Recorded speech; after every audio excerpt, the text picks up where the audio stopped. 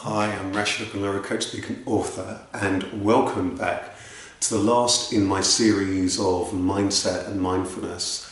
And we've been going on a journey of the different states of mind, from a noisy mind, which is the default a lot of the time, through to adopting a quiet mind, through being still, through being silent, through creating space. And relaxation and meditation or recreation,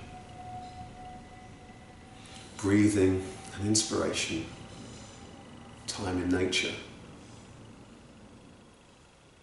And now we're ending our journey with the flowing mind, mindful mind.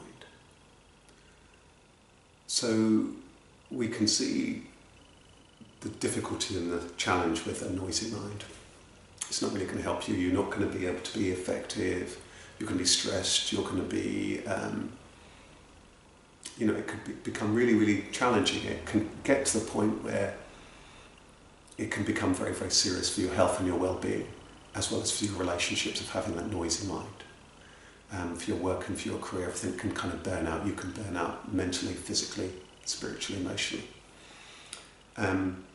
The quiet mind is great, but what can happen on that journey is that I enjoy so much of this blissful state that I want to be in. I'm not in the world, and I'm not available to my friends, my family, to loved ones, to my work. So we do find ourselves in this body, in this form, for all the ups and downs that brings. And that's probably part of the reason why we have our mind, to help us maneuver through that. So we're not wanting to get with this series to a point where we're fighting the mind, not at all. The mind is a beautiful thing. And we're not wanting to get to a place where we're so, there's no mind, it's so quiet, there's no mind, because we need that for tasks and for things that we find ourselves having to do. So we want to be in this place of flowing mind, because there'll be different things to be done at different times. Maybe, as we've explored to a degree, personal things that need to be done, career things that need to be done, relationship things that need to be done, social things that need to be done. These all have a different hue, a different quality. So how do we arrive at this place of a flowing mind? Well, the first step is, again, I can just invite you to close your eyes. And let's just put this to practice. How are you feeling right now? Within. Maybe there's some tension. Maybe there's bits of the body, therefore, that need attention. Maybe the stomach is rumbling. Maybe there's a pain here or there. How are you feeling? Maybe there's something quite serious that you haven't been tending, where you need to go to the doctor or get some help or to do some exercise. That's a birthplace of mindfulness. So by being still and being centered, you're able to tune into yourself, listen to your body, not everybody. So just gently scan your entire body. Let's start with our feet and feel relaxed and comfortable. If there's any strain, let it be. Take the lower parts of our legs between the ankles and the knees. If there's any tension, just let it be. Let it feel so relaxed. Then the upper part of our legs, from the knees, through to the abdomen. Again, if there's any tension, just let it be. Then focus our attention to the abdomen, the stomach, the organs area that does so much of the work, the stomach. Again, if there's any tension, just let it be and breathe. Let's breathe the oxygen into there. And now the chest, the heart area, feel the warmth and the openness of the heart area. Again, if there's any tension, just let it be. Now just turn our attention to the shoulders. Feel relaxed. You might even want to circle them. If there's any tension, just let it be. Now our back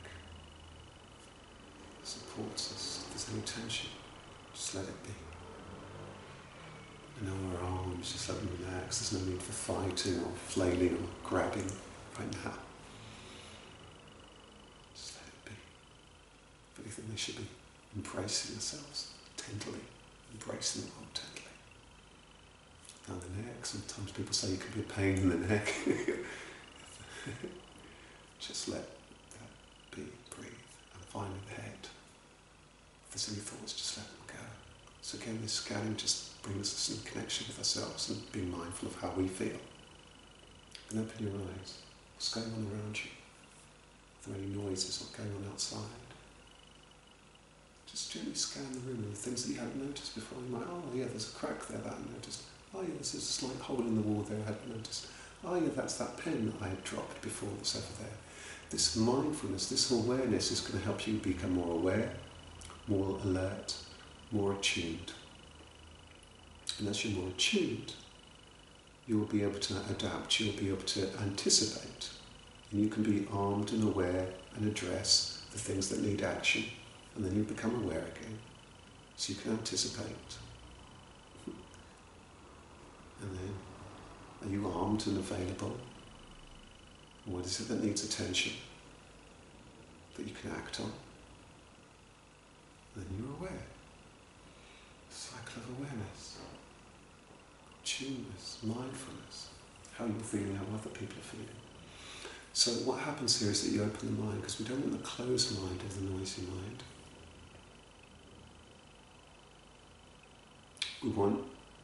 We need to be able to address the activity of the noisy mind, because your mind might even now be thinking, what's the practical benefit? Well, the practical benefit is all the things you need to address in life, all the things that are going on in terms of your diary of events and what's going on for you in social media or in terms of your life or people you need to stay in contact with.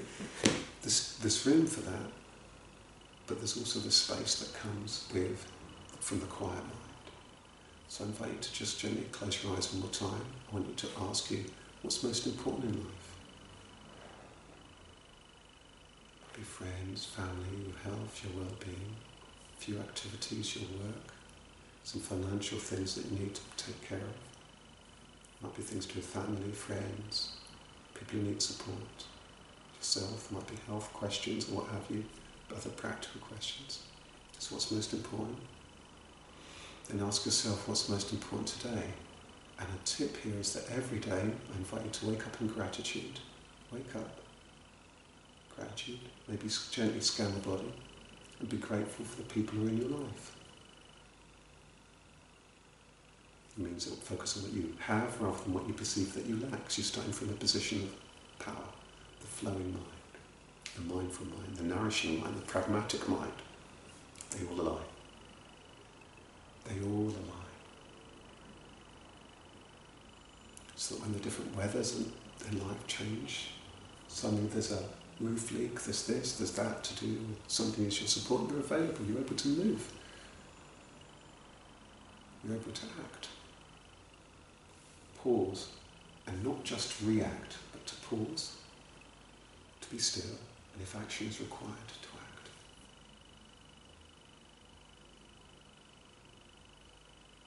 This is the birthplace of the flowing mind, the peaceful mind, the calm mind, the open mind, the sharp mind, the focused mind,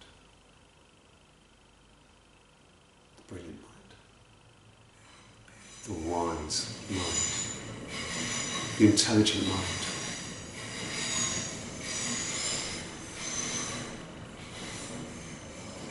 It means that when the noise of life arises, you're not thrown. When the stresses of life arise, you're not burned out. You're able to go with your own flow, and that's the last thought I want to begin bringing your attention. This thing about flow. So we talked about the mindfulness, but what about the flow? What's your flow? What's your cycle? What times of the day are you at your best at? Let's start with sleep. How much sleep do you need? What time's your best to go to sleep? Be mindful of this. What times of the day are you best for each particular thing that you need to know? Life has a rhythm, you have a rhythm. Are you in tune with that rhythm?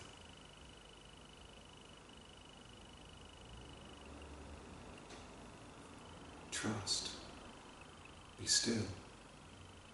Become aware. You'll get insight first of all into you. Foresight, that needs to be addressed.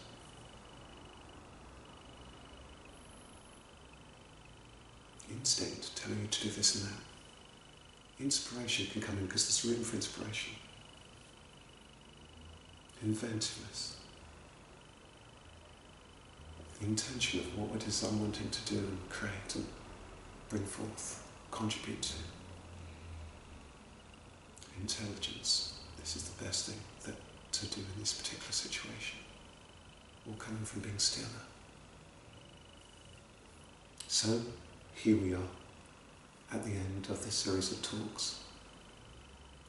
From noisy mind, quiet mind, to mindful and flowing mind. I'm so grateful that you've been here as we've gone from the noisy through to the still, to being present and centred, fluent, floating, so that you're able to address the things that need addressing in life, so that you're available. And therefore from this place, see everything as a learning opportunity. When something throws you or frustrates you, instead of being furious, be curious.